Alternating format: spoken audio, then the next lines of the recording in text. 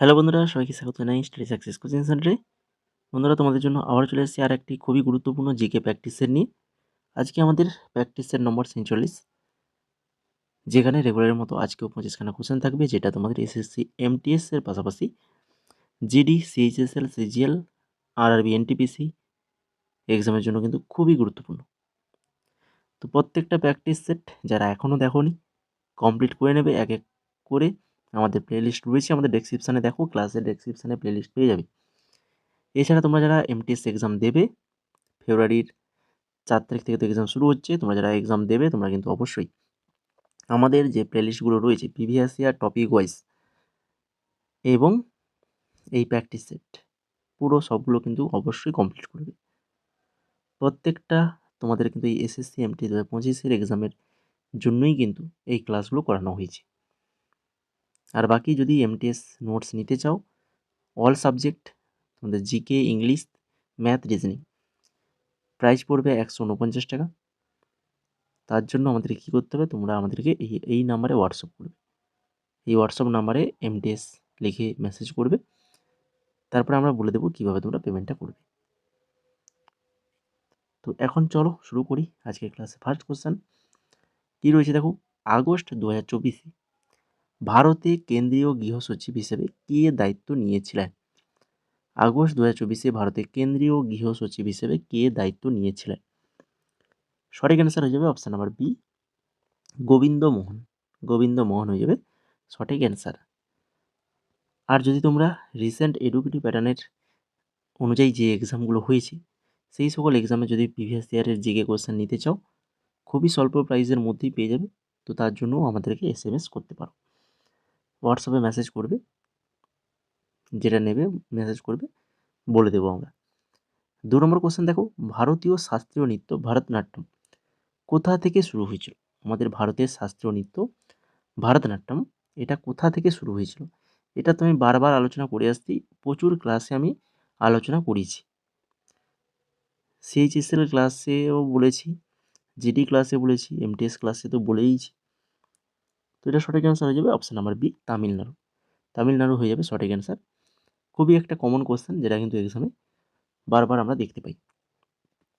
3 নম্বর দেখো, নিম্নলিখিতদের মধ্যে কে রোয়িংয়ে ভারতের জন্য প্রথম প্যারিস 2024 অলিম্পিক কোটা নিশ্চিত করেছেন? কে করেছেন? তিনি হচ্ছেন Balraj Panwar. Balraj Panwar, option number C সঠিক অ্যান্সার। ইংরেজি ভাষায় প্রথম কোন লেখক জ্ঞানপীঠ পুরস্কার লাভ করেন? ইংরেজি ভাষার প্রথম কোন লেখক জ্ঞানপীঠ পুরস্কার লাভ করেন? তিনি হচ্ছেন কে? একদম অমিতাভ ঘোষ। যারা অমিতাভ ঘোষ ঠিক বলেছো তারা কিন্তু অবশ্যই সঠিক অ্যান্সার।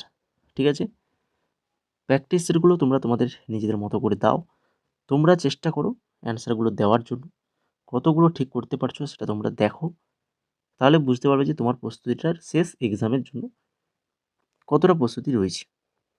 ঠিক আছে, আমরা তো অনেক দিন থেকেই প্র্যাকটিস সেটগুলো চালু করেছি, আর তোমাদের এক্সাম তো অনেকটাই লেট হয়েছে, অনেকটাই লেট। তো 5 নম্বর কোশ্চেন দেখো, মিজোরামে বাঁশের দণ্ডি ব্যবহার করে কোন নৃত্যটি পরিবেশিত হয়? মিজোরাম বাঁশের দণ্ডি ব্যবহার করে কোন নৃত্যটি পরিবেশন করা হয় নৃত্যটি? সঠিক অ্যান্সার হবে কোনটা? চেরাও। চেরাও নৃত্য। তো এটা একটা মিজোরামের নৃত্য, যেটা বাঁশের দণ্ডি ব্যবহার করে এই নৃত্যটি পরিবেশিত হয়। তারপরে 6 নম্বর কোশ্চেন, পাটলিপুত্রে প্রথম জৈন সঙ্গীতটি কে আহ্বান করেছিলেন? স্থূলভাউ। স্থূলভাউ, অপশান নাম্বার বি হয়ে যাবে এখানে সঠিক আনসার। তারপরে দেখো 7 নম্বর, বিচিত্র চিত্র। বিচিত্র চিত্র চিত্রকলার পুলি এবং চৈত্যকারী। বিচিত্র চিত্র চিত্রকার পুলি এবং চৈত্যকারী, এই উপাধিগুলি নিম্নলিখিত কোন শাসককে দেওয়া হয়েছিল? কোন শাসককে দেওয়া হয়েছিল বলো? সঠিক অ্যান্সার হবে অপশান নাম্বার সি, প্রথম মহেন্দ্র বর্মন। প্রথম মহেন্দ্র বর্মনকে দেওয়া হয়েছিল। 8 নম্বর কোশ্চেন, বিবৃতি রিলেটেড কোশ্চেন, যেগুলো তোমাদের এক্সামে বেশি থাকবে, প্রত্যেক শিফটেই কোশ্চেন থাকবে এই ধরনের কোশ্চেন, বিবৃতি রিলেটেড কোশ্চেন। কোচি বন্দরের সম্পর্কে নিচের কোন কোন বক্তব্য সঠিক? 3টে বক্তব্য দেওয়া রয়েছে। এটি ওয়েলিংটন দ্বীপে অবস্থিত একটি কৃত্রিম বন্দর। এটি আরব সাগরে সুয়েজ কলম্বো নৌপথের খুব কাছে অবস্থিত। এটি ভেম্বানাড হ্রদের ভেতরে দ্বীপগুলিতে অবস্থিত, যেখানে হ্রদটি আরব সাগরে মিশেছে। বলো কোনটা সঠিক? 3টের মধ্যে 1, 2, 3 তিনটেই সঠিক। কোচি বন্দর সম্পর্কে 3টে বিবৃতিই সঠিক। 3টে বিবৃতি ভালো করে মনে রাখো। তারপরে দেখো 9 নম্বর কোশ্চেন, নিম্নলিখিত কোন রাগটি ঐতিহ্যগতভাবে ভোরবেলার সঙ্গে যুক্ত এবং শান্ত ধ্যানমূলক ভাব সৃষ্টি করে? ভোরবেলার সঙ্গে যুক্ত শান্ত ধ্যানমূলক ভাব সৃষ্টি করে কোন রাগ? তা সেটা হচ্ছে রাগ ভৈরব। অপশন নাম্বার সি সঠিক অ্যান্সার, রাগ ভৈরব। এরপরে 10 নম্বর কোশ্চেন, নিম্নলিখিত কোন বক্তব্যটি দক্ষিণী দোলন কে সঠিকভাবে সংজ্ঞায়িত করে? দক্ষিণী দোলনকে সঠিকভাবে সংজ্ঞায়িত করে কোন বক্তব্য? এই যে অপশন নাম্বার এ, প্রশান্ত মহাসাগর ও ভারত মহাসাগরে বায়ুচাপের অবস্থার পর্যায়ক্রমিক পরিবর্তন। প্রশান্ত মহাসাগর ও ভারত মহাসাগরে বায়ুচাপের অবস্থার পর্যায়ক্রমিক পরিবর্তন। 11 নম্বর কোশ্চেন, অসমের বিহু উৎসব সম্পর্কে বক্তব্যগুলো দেখো। 3টে বক্তব্য দেওয়া রয়েছে। কাটি বিহুর গরু বিহুতে কীটপতঙ্গ আকর্ষণের জন্য আকাশদ্বীপ জ্বালানো হয়। মাঘ বিহুর আগের দিন উরুকায় আগুন জ্বালানো হয় এবং ভোজের আয়োজন করা হয়। আর মানুষ বিহুতে গামছা ও ঐতিহ্যবাহী খাবার উপহার দেওয়া হয়। মানুষ বিহুতে গামছা ও ঐতিহ্যবাহী খাবার উপহার দেওয়া হয়। 3টে বিবৃতি রয়েছে। আসামে যে বিহু উৎসব রয়েছে খুবই বিখ্যাত উৎসব, তোমরা জানো। তো যেখানে এই যে অপশান 2 আর 3 এখানে সঠিকই রয়েছে, 1 নম্বরটা এখানে ভুল রয়েছে। 2তে দেখো মাঘ বিহুর আগের দিন উরুকায় আগুন জ্বালানো হয় এবং ভোজের আয়োজন করা হয়। আর হচ্ছে মানুষ বিহুতে গামছা ঐতিহ্যবাহী খাবার উপহার দেওয়া হয়।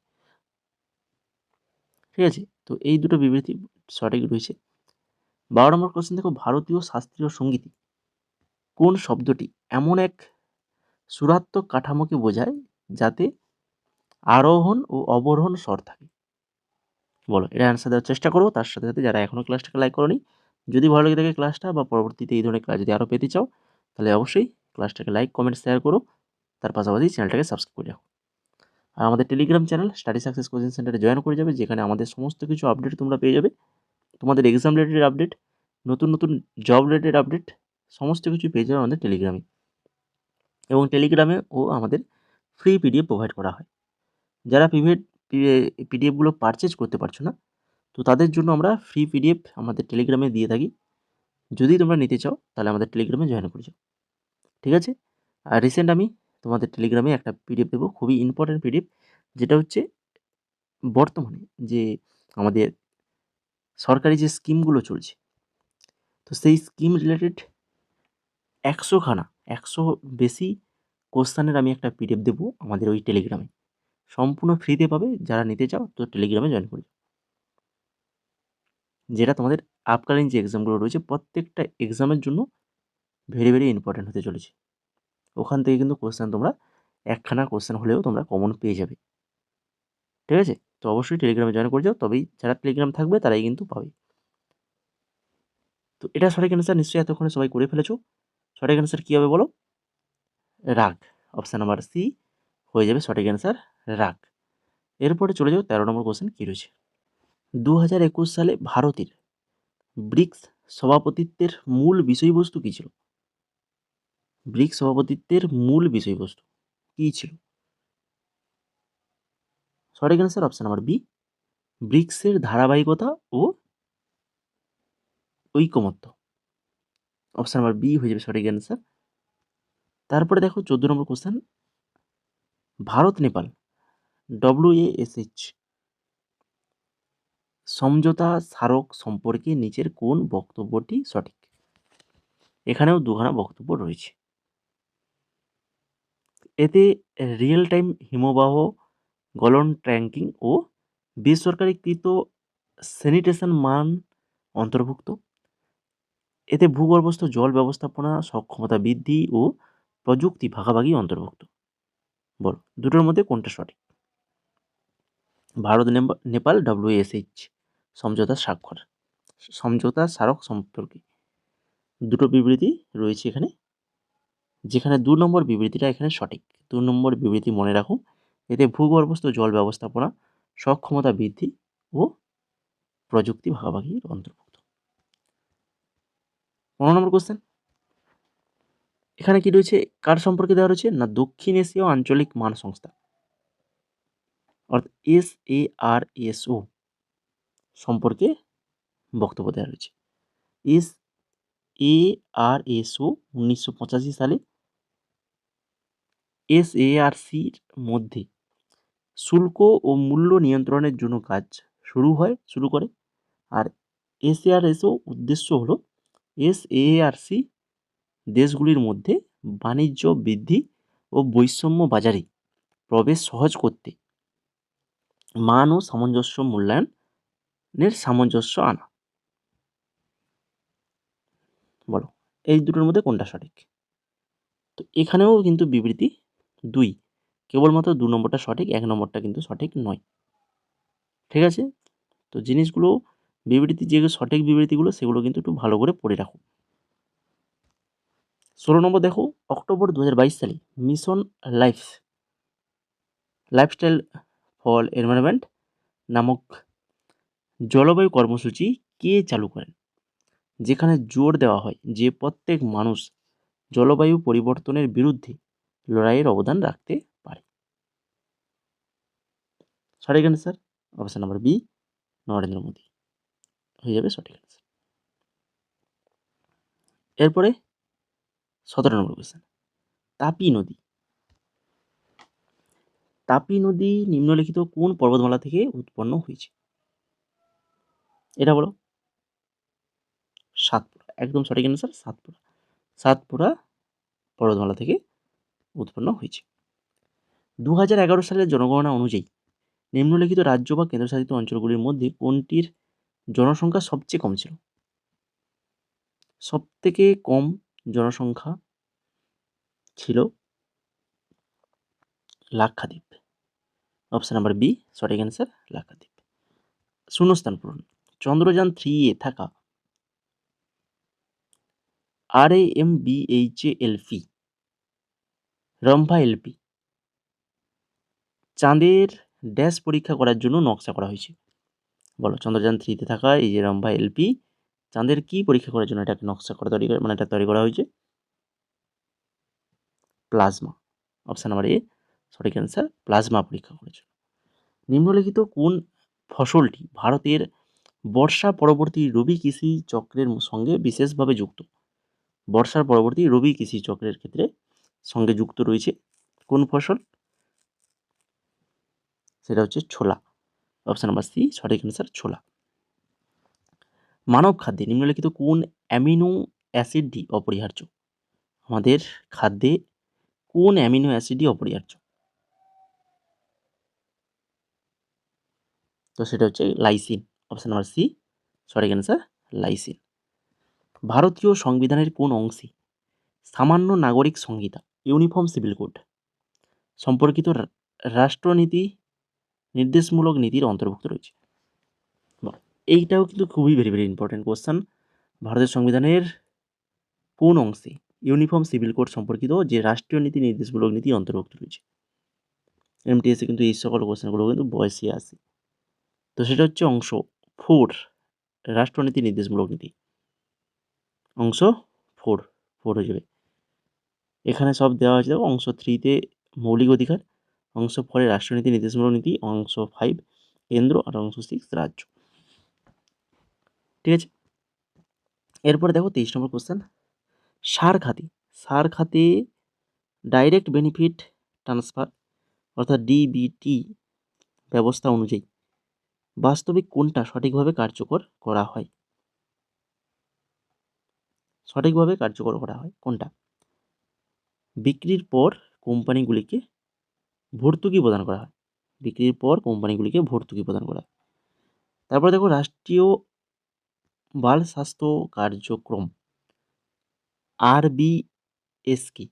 সর্বোচ্চ কত বছর বয়স পর্যন্ত শিশুদের স্ক্রিনিং ও চিকিৎসা ব্যবস্থাপনার লক্ষ্য রাখে?